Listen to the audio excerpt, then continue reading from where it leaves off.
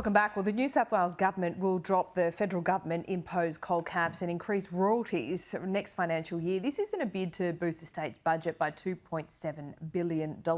Not everyone is happy with the move, but it's probably as close to consensus as you're going to get with these kind of things. Joining me live now is the New South Wales Minerals Council CEO Stephen Galilee. Would you agree with that sentiment? Not everyone agrees, but it's kind of as good as you're going to get here?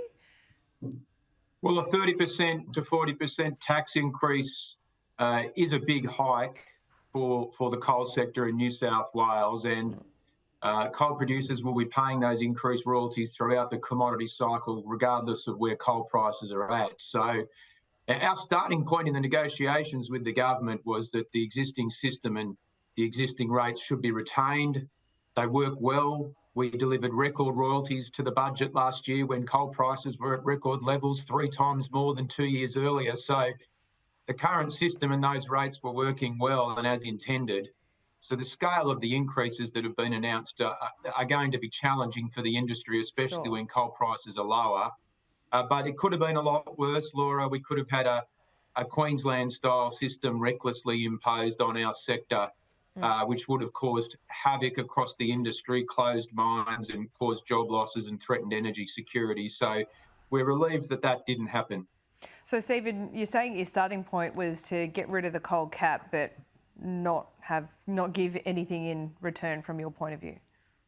Well, the coal cap is legislated to end on the 30th of June next year, and I think most people would agree it's done little or nothing to put any downward pressure on electricity prices.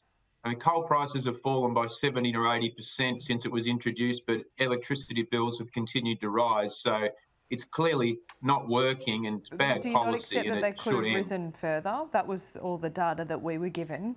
Well, I'm yet to see data that specifically says the coal cap did anything. The data I've seen and the data that the federal government has quoted is referring mainly to the gas cap. It doesn't break out the two. No one has yet produced any data to show that the coal cap itself specifically put any downward pressure on electricity prices, because there's probably none. There's probably none that exists. So regardless of that, Laura, it was legislated to end in the middle of next year, and it should end. The coal caps, from your point of view, have really done nothing. Well, they've done a lot to disrupt our industry and add additional costs. They've certainly increased the profits of the electricity generators that we've seen over the last few weeks or so have been reporting significantly increased profits because they're paying less for their coal fuel into their coal-fired power stations. But I don't think anybody is seeing any reduction in their electricity bills. We're seeing an increase in the profits of the generators and those also that are retailing. So I wouldn't say they've done nothing, but they've probably done the opposite of what those who cooked up this great idea thought would happen. Okay, we'll get some questions to the federal MPs responsible for that. There's a few state MPs as well. Oh, okay. So who would you ask? Who would you ask about Well, the former Treasurer in New South Wales, he was part of it as well. So in his role as Energy Minister, they all thought this was a great idea at the time. But I think in hindsight, people would be reflecting on whether or not it's actually achieved anything. Right. So when we look at this, we see, some coal producers reporting a 650% increase in their profits, and we see a 40% increase in coal royalties. Is that a fair kind of comparison to draw there?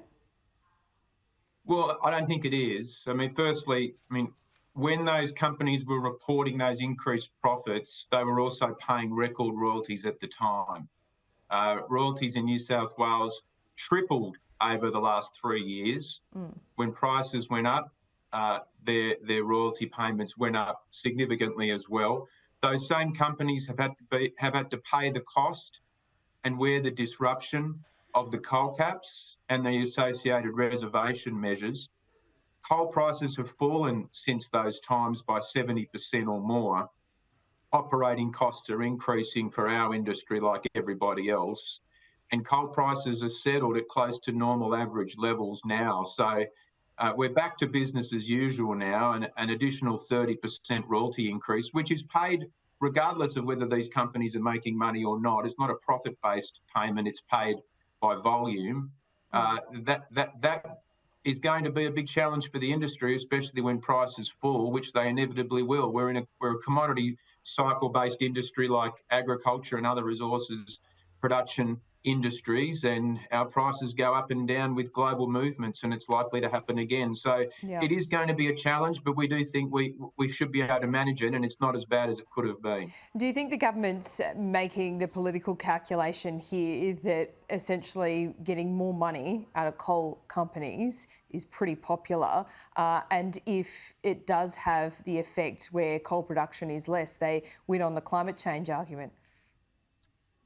Well, you'd have to ask them what their political calculations are, but I mean, economically, this industry in New South Wales produces our state's most valuable export commodity by far. It underpins our trading relationships. It provides 70% of our energy security. It employs 30,000 people and another 180,000 people indirectly. It sustains regional mining communities across the state. So regardless of what the political calculations may be, there are some significant economic calculations that need to be taken into account as well. And we're at least pleased that the New South Wales government has shown that they've listened to those arguments and have taken those economic issues into account by not doing too much and by not recklessly imposing a Queensland-style system, because, as I said, that would have caused economic havoc. You're taking it as a win then.